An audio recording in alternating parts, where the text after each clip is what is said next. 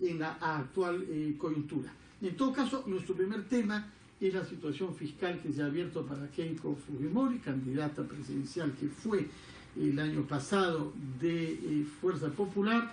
Naturalmente, varias personas de su entorno han hecho declaraciones: Lourdes Alcorta, Luis Galarreta, y la última aquí en RPP hace pocos minutos, Úrsula Letona, quien ha dicho, Cecilia Chacón, quien ha dicho que no es casual si hace unos días 3 hermanos de ella han sido implicados en una investigación, hace menos días ella misma por el gasoducto y ahora por el lavado de dinero de Joaquín Ramírez.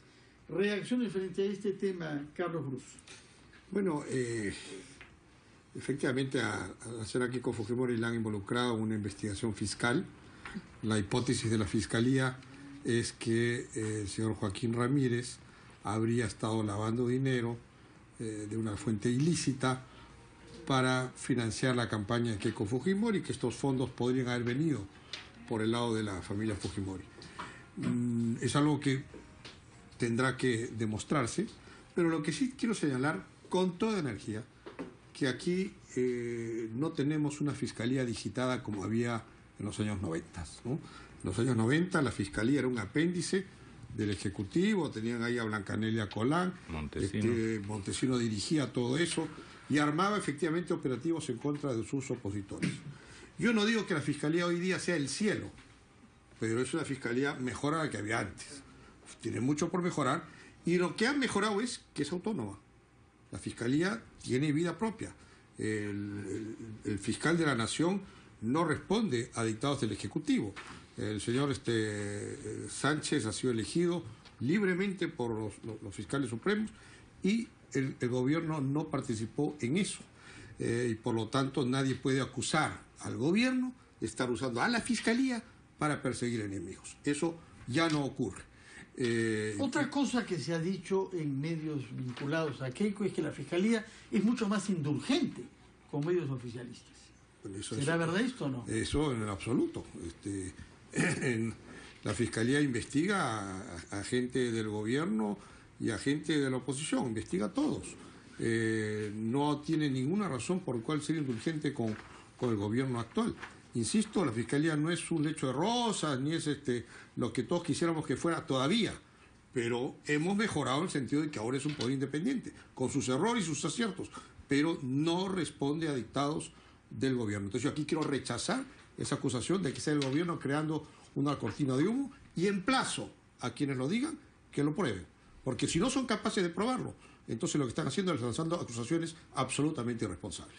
Marco Arana, el señor Brus nos ha dicho que la Fiscalía no es el cielo. Sobre ese tema usted sabe algo, porque es sociología, me parece, ¿no? Díganos entonces, si no es el cielo, ¿qué cosa es la Fiscalía? Bueno, la Fiscalía es un poder del Estado llamado a que en el caso en general del Poder Judicial, del cual forma parte del sistema de administración de justicia, tiene que afirmarse como una institución que demuestra independencia, que demuestra además eficiencia en su accionar y que de otro lado gana la credibilidad de la ciudadanía cuando efectivamente actúa de manera imparcial, ¿no? Y de manera autónoma. En ese sentido hay que admitir que efectivamente nos falta mucho para fortalecer todavía las instituciones que constituyen el Estado y la democracia, pero hay que admitir, yo comparto la opinión de Carlos Brus sobre el tema de que la Fiscalía está en este momento intentando cumplir un rol importante en uno de los gravísimos problemas que está afectando al país, que es el tema de la corrupción, que es el tema además del avance del narcotráfico en la región, incluso de la probable intervención del narcotráfico en la política, ¿no? Entonces, cuando el fujimorismo sale a poner en tela de juicio el rol de la Fiscalía, cuidado. Primero, porque el fujimorismo tendría que ponerse de acuerdo. Kenji Fujimori ha pedido que se retire su inmunidad parlamentaria para ser investigado. Si hace ese gesto, que es un gesto que yo creo hay que reconocer, es porque confía que el Ministerio Público va a actuar con criterio propio y con imparcialidad. Pero si Keiko Fujimori y los demás voceros del fujimorismo salen a decir que la Fiscalía está siendo utilizada para una cortina de humo, cuando en realidad lo que ha habido es una danza de millones de dólares que no se sabe bien de dónde vienen y que podrían provenir de actividades ilícitas. Es más, cuando se sabe que el clan Ramírez venía siendo investigado desde hace muchos años antes. O sea, esto no es que ahora la Fiscalía comienza a investigar la relación entre estos dineros que se sospecha puedan ser mal habidos y el financiamiento de la campaña de Keiko Fujimori. Por el contrario, recordemos que en plena campaña, si Keiko Fujimori cometió un gran error político en la campaña, fue precisamente salir a respaldar y en todo caso a mostrarse incluso, digamos, obstinada en aquello que todo el mundo venía denunciando como cuáles son las fuentes de financiamiento. ¿Son lícitas, son ilícitas? ¿Cómo se amasó esa fortuna de la familia Ramírez? Entonces, que no vengan a decir ahora, ¿no?, que habría una persecución política, la utilización de una cortina de humo, porque en principio el Ministerio Público, sin ser totalmente una institución que todos confiemos, hay que ver los resultados. Recordemos que hay fiscales que yo creo de los cuales se puede estar orgullosos en el país y que hay fiscales que además, algunos de ellos incluso han sido denunciados o están en la cárcel o tendríamos que mejorar el sistema de la elección de fiscales. Nosotros hemos presentado una iniciativa legislativa que permita mejorar la elección, por ejemplo, del fiscal del fiscal supremo y los fiscales decanos, que permita mejorar la elección del presidente de la Corte Suprema. O sea, hay cosas por hacer, pero está claro que no se puede salir a hacer, como ha hecho Alejandro Toledo, a decir que hay una persecución política, a decir que se está mal utilizando la Fiscalía o el Poder Judicial. Porque si algo podemos decir es que hay una intención, un propósito sobre el que la ciudadanía estará vigilante,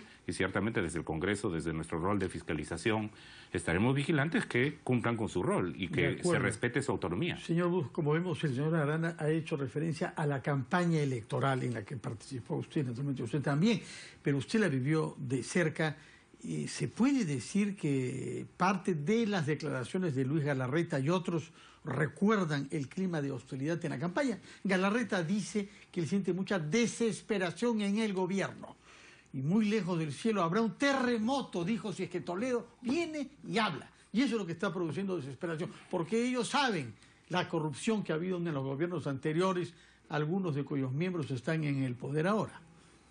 El gobierno ha mostrado, y ha dado evidencia desde el primer momento en el caso del expresidente Toledo, de tomar todas las acciones necesarias para que venga al país. Así que aquí nadie ha demorado nada. Nadie tiene miedo de nada. El presidente, los que sí queremos que el presidente cumpla la orden judicial de venir al Perú. Y hemos tomado como gobierno todas las acciones para que eso ocurra. Algunas incluso de más. Algunos piensan que por demasiada vehemencia podría haberse una persecución política. Pero se han tomado todas las acciones y nadie del fujimorismo puede decir que el gobierno ha dejado de hacer cosas para que el presidente Toledo no venga. Así que ahí nadie tiene miedo. Ahora, que en la campaña hubieron fondos millonarios que se veían en todas las regiones repartiendo tuppers con plata y cosas que se evidenciaron en la campaña, y que después cuando salta el caso del señor Joaquín Ramírez involucrado en una investigación por lavado de activos, nada menos que por la DEA en los Estados Unidos, y lo mantienen de secretario general de Fuerza Popular por varios días. No es que él renunció en el momento, se mantuvo varios días. Y el hermano como candidato. Y ponen al hermano de candidato y ahora de la misma región que usted, creo, ¿no? De la región de Cajamarca, y ha logrado ingresar. Y también estaba investigado y comprendido. O sea, es decir, el fujimorismo en esto no es inocente, lo ha sido obstinadamente responsable. Lo que yo le digo a la gente del fujimorismo, alguien que tenía un par de investigaciones fiscales también, yo las he tenido, y todos los que hemos tenido función pública. ¿También refunfuñó contra los fiscales usted? No, vas a ver mis declaraciones, me puse a derecho. Me pidieron mis papeles, los presenté en el gobierno de Humala. Me hicieron una investigación muy malosa, que terminó como investigación de lavado de activos, y como no encontraron nada, terminó como investigación tributaria, se haya pagado impuestos o no, por supuesto. Las dos ejecuciones se cayeron y el tema se archivó. ¿Qué año fue eso? Eso ha sido desde el año 2000, los 5 años del gobierno de Humala. A los 2 meses que juramenté como congresista del gobierno de Humala, me abren esta investigación y culminó 2 meses después de que Humala salió del poder. Ahora, permítame, lo que quiero decir es que cuando esto ocurre, los que hemos tenido responsabilidad política, tu actitud tiene que ser de ponerte a derecho y presentar tus papeles y demostrar que eres inocente. Eso se llama rendir cuentas. Accountability le llaman en Estados Unidos. Y todos los políticos estamos obligados a rendir cuentas. Ahí tienes la oportunidad para rendir cuentas y demostrarle a la gente que lo que se te acusa es una mentira.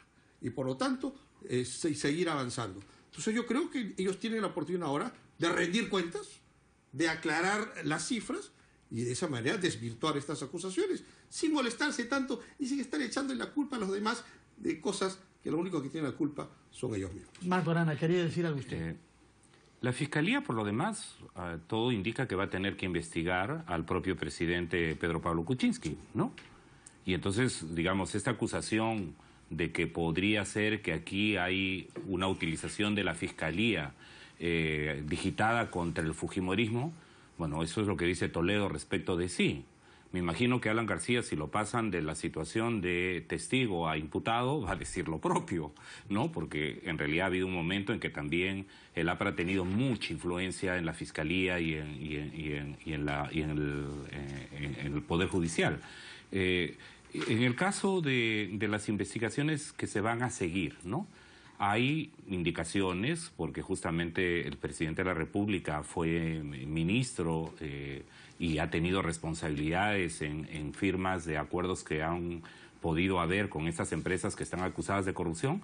La Fiscalía igualmente tendrá que cumplir su rol de citar al presidente, de acuerdo a su investidura, seguramente ir a Palacio, ¿no? Pero los argumentos del fujimorismo de que la Fiscalía está ensañándose con ellos, no se sostienen, pues, porque eso mismo puede plantear Toledo, eso mismo es lo que puede plantear un presidente regional o un alcalde que esté preso o investigado por temas de corrupción. Y en todo caso habrá que ver el rol de la Fiscalía respecto de cómo va a conducir las investigaciones sobre las acusaciones que pudieran haber frente al propio presidente de la República. Entonces, ¿para qué tanta bulla y tanto ruido? O sea, ¿para qué ir diciendo que hay una cortina de humo cuando lo que han habido son responsabilidades de ellos en el sentido de haber mantenido una campaña y una relación que era sumamente cuestionada? No aprendieron la lección. O sea, todo el mundo sabíamos en el tiempo de Montesinos y Fujimori que Montesinos era un corrupto, pero han dicho que ellos no estaban por enterados. En el caso de la relación que se está investigando con presuntos dineros provenientes de narcotráfico o de lavado de activos del grupo Ramírez, ¿no sabía la señora Keiko? Sí, cuando habían estas denuncias, seguían reuniéndose en el local financiado por el señor Osías Ramírez. Seguían con una campaña que no se ha sabido explicar en profundidad, una campaña multimillonaria en la que no solo se han regalado refrigeradoras, bicicletas, teléfonos, dinero contante y sonante, sino que además ha habido un despliegue de logística que francamente esto ha sido obscena y por otro lado todo indica que tenía que ver con estos grandes financistas. Entonces, someterse a derecho y yo creo que por el contrario dejar de deslegitimar las instituciones, porque yo creo que el gran error que puede volver a cometer el fujimorismo es intentar pasar el mensaje: Alberto Fujimori robó, Montesinos robó, todos roban, ¿no? Porque eso en realidad le haría un daño enorme a la democracia y a las instituciones. Los que han robado deben estar en la cárcel, si son de izquierda, de derecha, de centro, de gobiernos subnacionales o de altos niveles de responsabilidad del gobierno. La Fiscalía, el Poder Judicial y una ciudadanía informada y movilizada deberíamos exigir que terminen en la cárcel y no victimizarse. Quisiera preguntarles a ambos algo antes de ir a una pausa y pasar a otro tema que tiene que ver también con investigación judicial, pero esta vez ya sobre Odebrecht. Usted ha entrado a la política activa hace poco tiempo, usted hace mucho más, para presentar un ya sobre Odebrecht. Usted ha entrado a la política activa hace poco tiempo, usted hace mucho más, para presentar un modelo de desarrollo económico que favorezca a nuestra población. ¿No sienten que la mayor parte de nuestras energías y de nuestro tiempo de análisis y de reflexión está siendo acaparado por el tema de las investigaciones fiscales y judiciales en desmedro de pensar nuestro desarrollo económico? Señora Arana, es indispensable luchar contra la corrupción, que quede eso claro, caiga quien caiga, que quede eso claro, pero estamos privándonos de hacer otro trabajo. No, yo creo que desarrollo y honestidad y transparencia están de la mano. O sea, porque lo otro es, bueno, la corrupción corre en cuerda separada que las inversiones. No es verdad, pues, por el contrario, lo que se ha demostrado es que ha habido un tipo de inversiones, en este caso de mega inversiones, que han necesitado minar, debilitar las instituciones, comprar jueces, comprar fiscales, comprar ministros, comprar viceministros, romperle la mano hasta presidentes, ¿no? Y entonces, ¿cómo podemos pensar el desarrollo con un forado de ese tipo? O sea, algunos calculan que los dineros de corrupción podrían estar representando hasta el 3% o hasta el 4% del Producto Bruto Interno. Y este año estamos sufriendo por ver si pasamos la valla del 3%. Pero si lo que se roba es equivalente al 3%, entonces, digamos, todo el esfuerzo de crecimiento económico que se va al tanto bolsillo cuesta, de algunos cuantos corruptos. Finalmente, entonces, creo que lo que sí no se puede hacer, y en eso entiendo, Fernando, que es el trasfondo de tu pregunta, es... Yo lo que quiero preguntar, ¿es indispensable que haya honestidad, pero ella basta para sacarnos adelante como país? Yo creo que la honestidad es un elemento fundamental, pero junto a eso se necesita gestión, junto a eso se necesita además instituciones que funcionen, junto a eso se necesita acuerdos políticos que permitan, por ejemplo, que las inversiones no aparezcan contra la gente, no aparezcan contra el medio ambiente, sino por el contrario, que las inversiones vengan y sean eficaces para generar la renta del inversor, porque el inversor se mete para lograr renta. Estamos entrando a un tema nuevo, señor Bruce. Pero se necesitan acuerdos para que las inversiones sean fruto de un consenso, nos ha dicho. Luego puso el tema ambiental, como tenía que ser. Pero la formulación genérica es, se necesitan acuerdos para que las inversiones aparezcan como consensos. ¿Está de acuerdo con esa definición? Yo creo que sí. Siempre los acuerdos son saludables. Obviamente es inevitable que el país se detenga un poco y empiece a debatir sobre estos casos de corrupción que creo... Se detenga un poco, pero ¿cómo sigue dando vueltas del mundo? Y la gente sigue comiendo todos los días y gastando. Lamentablemente, y lo digo con mucha pena, esto es un fenómeno. No, además que puede ser como el agua en la bañera, pues, Carlos. O sea, metes agua, pero si hay un agujero, por más agua que metes... ¿Cómo fenómeno? A ver, explíquenos el fenómeno. Es obvio que hay empresas privadas que están metidas en esto o algún momento comprometidas. No solo Odebrecht, los socios de Odebrecht, por ejemplo, que son empresas muy importantes en el país. Incluso nacionales. Claro. Después, ¿Cómo usted critica a las empresas privadas y el señor Arana critica a las empresas públicas? ¿O estoy entendiendo mal? Lo que ocurre es que lo que ha pasado es muy serio. Y ha ocurrido en gran medida porque, digo un todo muy amplio, ha habido una tolerancia de todos muy laxa con respecto a la corrupción. Y fíjate, nadie pensó, yo por lo menos no pensé que ya había llegado a los extremos que había llegado. Entonces, esto indudablemente es un momentito, paren aquí, esto no puede seguir pasando. Y vamos a desgraciadamente gastar un poco de tiempo discutiendo sobre este tema de la corrupción, sorprendiéndonos por los nombres que seguramente aparecerán, y decepcionándonos y molestándonos y dándonos pena de las personas que caerán en desgracia. Pero ese es el tipo de shock que tuvimos en el año 2000 con los Vladivideos. Algo parecido estamos teniendo ahora. De esto, efectivamente, después del shock inicial, tenemos que recuperarnos, ver qué acciones tomamos para que esto no siga ocurriendo y concertar para sacar las inversiones que tenemos que sacar para ir adelante. El gabinete del presidente Pablo Kuczynski tiene el gran reto de, a pesar de haber este clima, poder sacar proyectos adelante, que es muy difícil. Y ahí es donde el gabinete demostrará que es un gabinete... Y tienen que hacer más, Carlos. O sea, y tienen que hacer mucho más. Porque, por ejemplo, el tema de la corrupción por el lado de la persecución, y voy a decirlo, de la cacería, porque eso es lo que está pidiendo la ciudadanía frente al enorme forado que ha causado la corrupción, ¿no? O sea, que los corruptos terminen en la cárcel. Pero junto a eso se necesitan medidas preventivas, ¿no? O sea, porque no bastan las medidas penales. Es más, puede haber una decepción en la ciudadanía, porque quienes están pensando que los corruptos que ahora pueden caer por la información que está llegando de afuera, etcétera, a ellos no se les aplicaría la ley, por ejemplo, de imprescriptibilidad o de muerte civil. Porque son decretos legislativos. Así es, porque hechos después, claro. Así es. Entonces, y la ciudadanía, la verdad es que con este nivel al que ha llegado la corrupción quisiera medidas draconianas, y la verdad es que todos quisiéramos medidas muy severas. Sin embargo, no basta. Hay un tema que tiene que ver con prevención. Y ahí, por ejemplo, nosotros extrañamos, demandamos, vamos además a hacer ese debate político y esperamos que la bancada de gobierno y las demás bancadas podamos avanzar, por ejemplo, en el tema de la reforma del sistema de administración de justicia. Uno de los problemas que estamos teniendo es la manera como se eligen los fiscales y los jueces. ¿Qué es lo que propuso y el Consejo Nacional de la Magistratura durante la campaña? No es muy diferente a otras propuestas. Modificar el modo de elección del Consejo Nacional de la Además Magistratura. que ha sido una bandera de lucha que planteó también PPK y que más bien hemos extrañado que en las facultades legislativas que tenían potestad para hacerlo no lo hayan hecho. No se podía porque esa es modificación de ley orgánica, no se puede hacer por pero facultades. En todo caso, que se avanzara más en esa dirección. En todo caso, en esta legislatura, nosotros hemos planteado desde el Frente Amplio y esperamos ahí que hemos encontrado un buen ánimo en la Junta de Portavoces, pero todavía no es un acuerdo.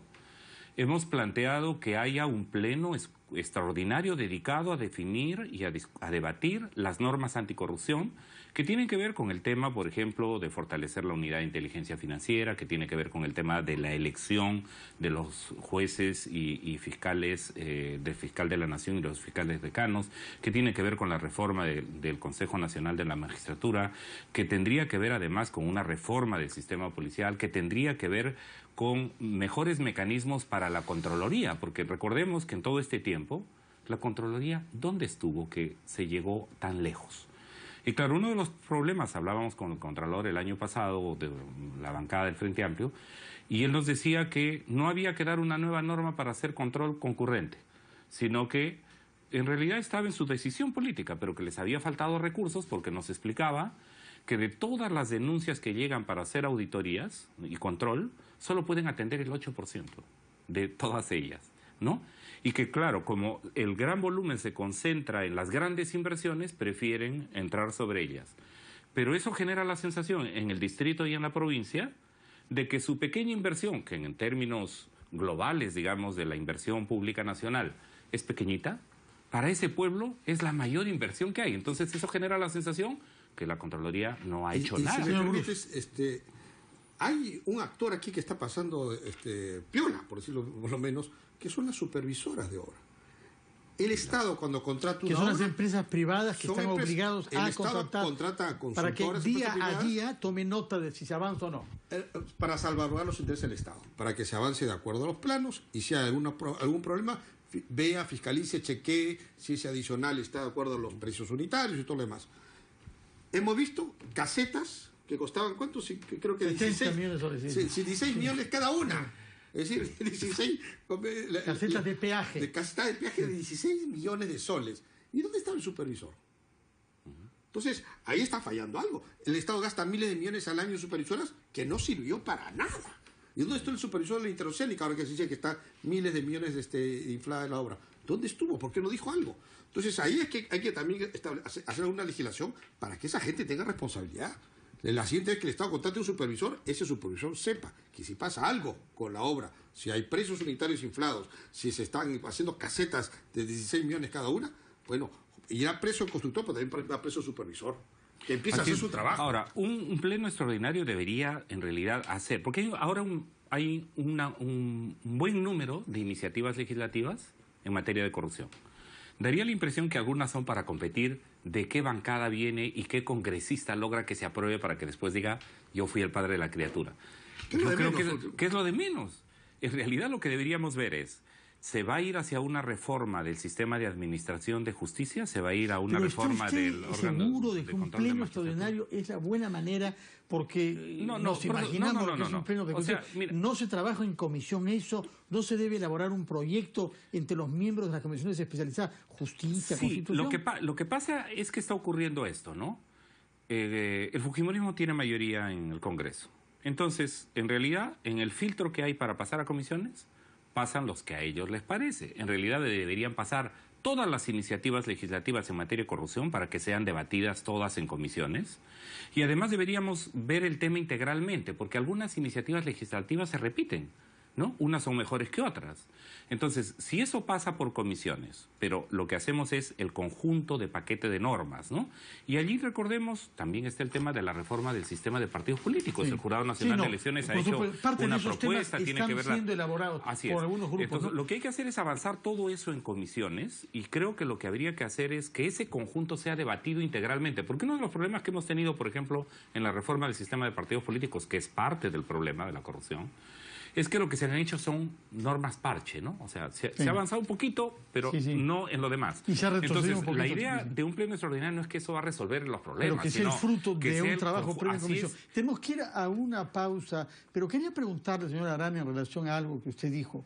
¿Usted siente al cabo de estos primeros 7 meses en el Parlamento, u 8, que la bancada de la que usted es vocero ha contribuido a la búsqueda de acuerdos?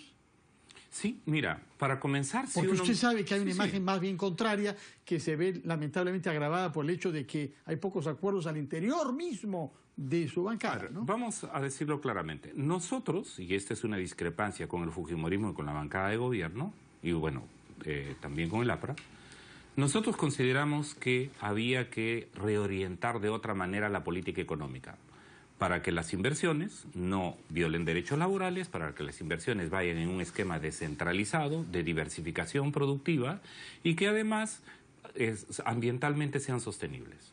Sobre eso sentimos que tenemos enormes diferencias. No se trata acá de si la economía es estatizada o no, si la inversión privada tiene un rol que jugar o no. Y yo creo que esa discusión, ya en todo caso, vayan atrás, ¿no? O sea, estamos en otro nivel de discusión. El nivel de discusión en el que estamos es: ¿se puede imponer una forma de organización de la economía que concentra riqueza y poder y olvida y sigue excluyendo a grandes sectores de la población y haciendo enormes daños ambientales y violentando derechos laborales? Nosotros decimos no. Entonces nuestro enfoque va por ese lado. Entonces, sobre esa manera, sobre ese esquema, por ejemplo, es que nosotros votamos en contra de la aprobación de la ley de presupuesto porque nos parecía reconcentrador en materia presupuestaria y nos parecía restrictivo en materia de gasto público, ¿de acuerdo? Sí. Pero en otras cosas, y Carlos está allí, con otras bancadas, a veces incluso con el fujimorismo, ha habido varias leyes que han sido aprobadas por unanimidad, independientemente de quién las proponga, cuando es para el bien del país. Es el modelo económico, no se puede abordar ahora, pero vamos a una pausa y cuando regresemos, para respetar nuestra pauta, nuestro reglamento, si quieren acá,